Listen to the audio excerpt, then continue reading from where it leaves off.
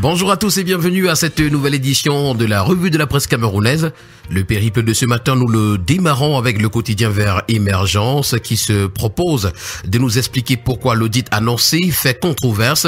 Il s'agit du concours de recrutement qui fait polémique à la BIAC. C'est la principale information d'ailleurs. Les détails sont à retrouver à la page 3 ce matin. Gendarmerie nationale a retrouvé également dans les colonnes du quotidien Vert Émergence. Visite d'entreprise pour 60 officiers d'unité. Et puis, affaire Martinez-Zogo, la clé se trouve à la cour d'appel du centre, nous renseigne le journal. Le quotidien bleu d'Amalmana, le jour pour sa part ce matin parle de tradition et nous présente ces inutiles maisons du village. De gros investissements pour peu de services. De plus en plus, des riches Bamileke n'arrivent pas à jouir de leurs concessions de campagne malgré l'importance des moyens investis pour les bâtir. C'est l'information qui fait la grande une ce matin. En petite une, Fortine est le nouvel équipementier des Lions indomptables. La marque suisse a été retenue au terme d'une réunion du comité d'urgence de la Fédération camerounaise de football, pouvons-nous lire ce matin à la page 9 du quotidien bleu. Avec le quotidien Mutation, on s'en va à Bandjock et à Cotin où des émeutes tragiques nous sont présentées. De violents affrontements entre des employés grévistes de la SOSUCAM et les forces de l'ordre ont fait un mort et des blessés hier, nous renseigne à sa page 5 le quotidien Mutation. Selon les avocats également à retrouver en page 4, le contre-amiral Lafouda ne connaît pas Bapou. On en parle amplement ce matin avec le bi-hebdomadaire L'Indépendant qui titre « Affaire Bapou, le contre-amiral rompt le silence ». Dans un communiqué de presse valant droit de réponse, le contre-amiral Joseph Fouda, conseiller spécial du président de la République, s'exprime pour la toute première fois à travers le collectif du Conseil constitué pour sa défense dans cette affaire potentiellement explosive pour le régime en place. C'est une information à retrouver ce matin au complet des pages 5 à 7. Le premier quotidien économique de la zone CEMAC, l'économie, ce matin, s'agissant du Cameroun, parle d'un arrêt du financement américain de lutte contre le VIH-Sida. La décision du président Donald Trump intervient dans un contexte où le pays a enregistré 3220 nouveaux cas de VIH-Sida en 2024, selon l'Organisation mondiale de la santé. Patients et personnels associés au projet de lutte contre cette pandémie sont dans l'impasse désormais. Et nous poursuivons ce matin avec le quotidien L'Info à chaud qui parle également de Fortine ce matin, de l'équipementier One Sport à Fortine, redonner au football toute sa grandeur ou sa laideur. Voilà l'interrogation à retrouver ce matin à la grande une sur fond noir du quotidien L'Info à chaud. L'information au complet est à retrouver en parcourant la page 12 du journal ce matin. Nous poursuivons le périple de ce matin avec le quotidien à Capitaux Public. Ça, c'est Cameroun Tribune qui parle des universités de Bertois, Bolova et Garoua où nous avons 150 nouveaux enseignants. Les recrutements viennent d'être bouclés au profit de ces institutions universitaires publiques créées en 2022, selon un communiqué publié hier par le secrétaire général des services du Premier ministre.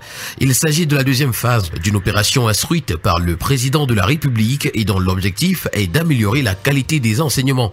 La liste des heureux élus nous est présentée ce matin des pages 4 à 8 du quotidien à Capitaux Public.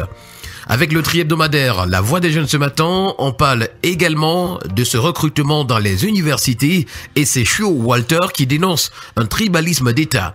Depuis 42 ans, ce régime dictatorial mange ses propres enfants.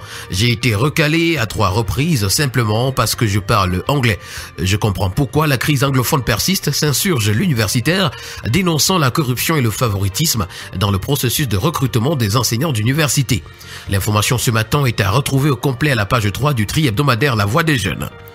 Avec le bi-hebdomadaire de l'économie, des finances, de l'innovation et de l'emploi, Diapason ce matin, on parle de gouvernance économique et financière et c'est Motazé qui oriente la boussole. Le journal Innovation, s'agissant de mobilité Cameroun-France, nous renseigne que la France a délivré 30 000 visas au Cameroun en 2024, un record absolu pour les services des visas à Yaoundé et à Douala. On parle de santé ce matin avec le quotidien Le Citoyen. OMS, équité en santé, c'est le titre qui nous est présenté ce matin. Le docteur Manaouda Malachi, ministre de la Santé publique, plaide pour une santé plus équitable lors de la 156e session du Conseil exécutif de l'Organisation mondiale de la santé. Le quotidien régional d'information du Nord Cameroun, pour sa part, l'œil du Sahel, nous amène à Toubouro, où 8 femmes sont prises en otage. En savoir davantage, c'est lire la page 3 du journal. Avec le journal L'Élite ce matin, on parle de la suspension des financements américains pour la lutte contre le VIH-Sida, le paludisme et la tuberculose. Zéro crise dans le système de santé au Cameroun, d'après le journal. Nous continuons le périple de ce matin avec la voix du consommateur qui parle de vivre plus longtemps et nous présente les secrets des nonagénaires camerounais. L'espérance de vie en bonne santé ne cesse d'augmenter au fil des années. D'après l'Organisation mondiale de la santé, le nombre de personnes âgées de plus de 90 ans va considérablement augmenter en Afrique subsaharienne et l'alimentation joue un rôle clé dans la longévité. Les 8 secrets du président Paul Biya, Marcel Nyadifendi et Martin Bagagele nous sont présentés ce matin aux pages 3 et 4 de la voix du consommateur. S'agissant du riz 100% Brisure Big Joe, il y a toujours des zones d'ombre d'après la voix du consommateur et puis sur facturation. C'est une plainte déposée contre Eneo aux États-Unis. Nous continuons ce matin avec le journal de l'économie et des finances. Ça, c'est Eco-Matin qui s'intéresse à MTN Cameroun en nous faisant savoir que Wanda Matandela est au pied du mur. Également, toujours au Cameroun, on parle de la CNPS qui est écartée du rachat de la Société Générale. Ce matin, le tri hebdomadaire, la météo parle d'octroi automatique des droits en pension aux assurés éligibles, une révolution pour les agents de la CNPS et le grand public. L'introduction de cette réforme qui touche directement le fonctionnement de la Caisse nationale de prévoyance sociale dans un contexte où l'efficacité et la simplification des démarches administratives sont de plus en plus recherchées est une avancée majeure. D'ailleurs, c'est à retrouver ce matin à la page 3.